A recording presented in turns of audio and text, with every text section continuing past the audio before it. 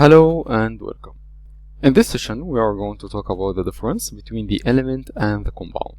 How can we differ between them, and how can we differ between two types of the compound itself? So, in the periodic table, there are a lot of elements. For example, you have a calcium, Ca, you have sodium, Na, and you have iron, Fe. So, what does it mean element? Element is just one type of atom. When you see Ca, you don't see any other element with it. It's just Ca, so we call it element, one type of atom, like calcium, like sodium, like iron, as you see here. But the compound, two types of element. For example, you have CaO. So you have two types of element. This is, we call it a compound. NaCl. You have two types of element. Fe2O3.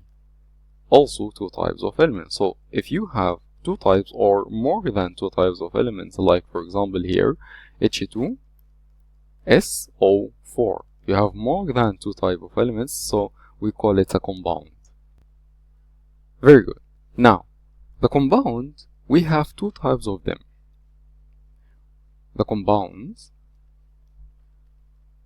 we have two types of them.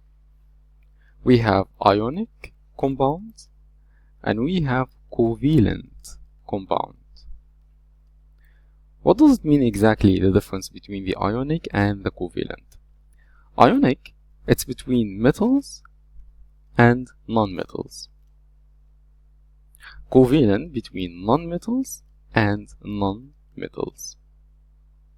For example, ionic, we have here Ca, metals, O, non-metals. CaO, calcium oxide. So this is ionic compound because we have calcium, metals, oxygen, non-metals. Fe or NaCl. Na is metal, Cl is non-metal, so we call it a compound. Fe2O3. Iron, metal, oxygen, non-metal, so that's ionic compound. But the covalent one, it's between non-metals and non-metals. For example, you have CO2. Carbon, non-metal, oxygen, non-metal. Together, we make a covalent compound, NO2.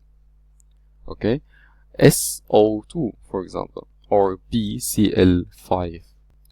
All of them are covalent compounds. Why? Because they are between non-metals and non-metals. So, this is a covalent compound. So, this is exactly the difference between the element and the compound, and the difference between the ionic compound and the covalent compound. Thank you for watching and have a good day.